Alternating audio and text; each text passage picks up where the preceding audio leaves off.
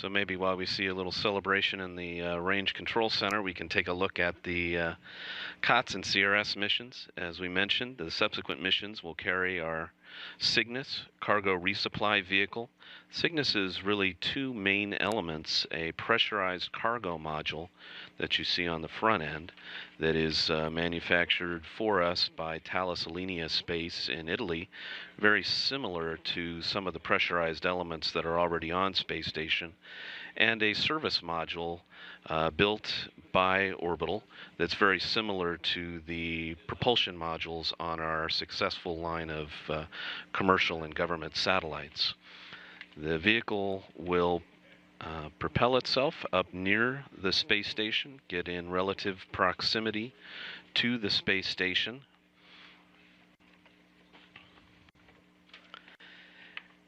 and then it will be grabbed by the robotic arm of the space station in a manner very similar to other cargo transfer vehicles, and attached to the nadir port of the space station, where it docks and facilitates subsequent cargo transfer. As I mentioned, the initial COTS mission will carry about 800 kilograms of payload. Subsequent missions will carry as much as 2,600 kilograms of payload to space station. There you see what it looks like to unload cargo from a cargo transfer vehicle. Our vehicle is very similar to other cargo transfer vehicles that are currently in operation.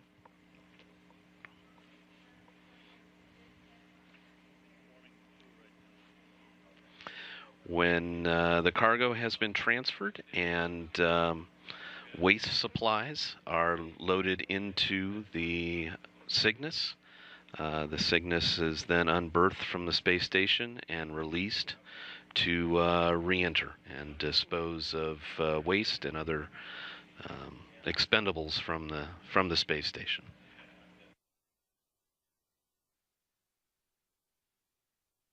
It's interesting that certainly it's the most important part of the mission is delivering the cargo to the vehicle, but another important part of the mission is taking trash and unneeded items away from the vehicle, because the space station does not have a unlimited amount of storage space. So that's great, and we're looking forward to that flight. Obviously, as soon as those dates become firm, we'll obviously be setting the stage for that next launch off that same launch pad with that same type of launch vehicle. It's a beautiful, beautiful day for the Orbital and NASA, the whole team that supported this launch, as you mentioned, John. The launch occurred on time today at 4 p.m. Central, 5 Eastern. The 18-minute, 43-second mission is essentially over, but the mass simulator actually will stay in orbit for probably about 2 weeks or so before it would re-enter harmless and burn up harmlessly in the atmosphere. That's correct.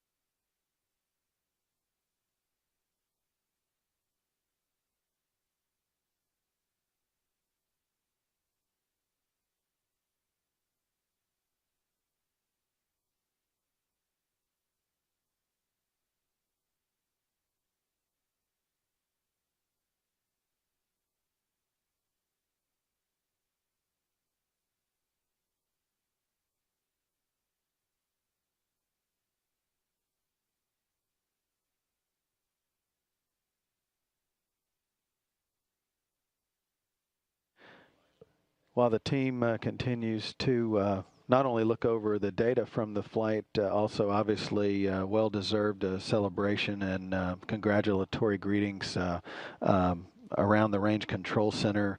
Also great interest here in Mission Control in Houston. We're working on getting the launch replays ready for you for the Antares launch that occurred at 5 p.m. Eastern Time. And so stand by for those coming up here shortly. Just a couple of minutes ago, the International Space Station crew, the Expedition 35 crew aboard the International Space Station, was notified of the safe and successful launch of Orbital Sciences' Antares rocket. Lucia McCullough here in Mission Control serving as the spacecraft communicator. You see her seated just to the right of Courtney McMillan, and she notified Commander Chris Hadfield from the Canadian Space Agency aboard the International Space Station. Station Houston on Space to Ground 2 for Antares test launch. Go ahead. Yes, we want to report there was a good test launch of Antares, and we'll play back the full launch sequence. It's about 10 minutes when we have a KU pass that's long enough for it.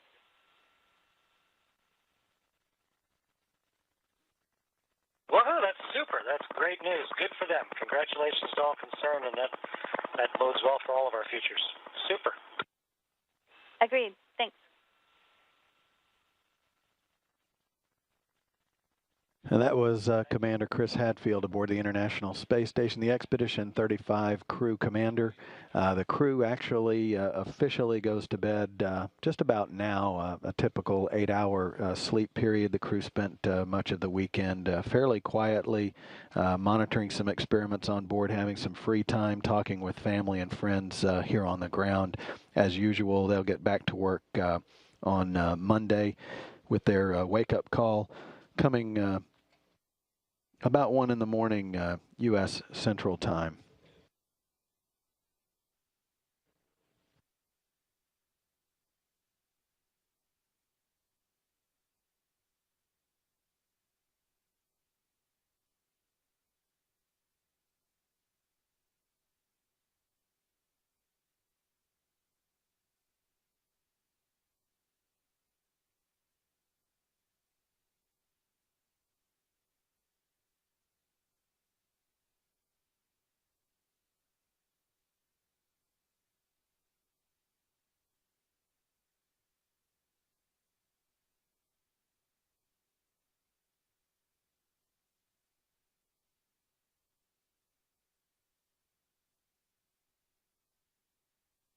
Okay, we've got the launch replays ready. The Antares A1 mission began with liftoff at 5 p.m. Eastern Time, so let's take a look at those launch replays from the Wallops Flight Facility in Virginia.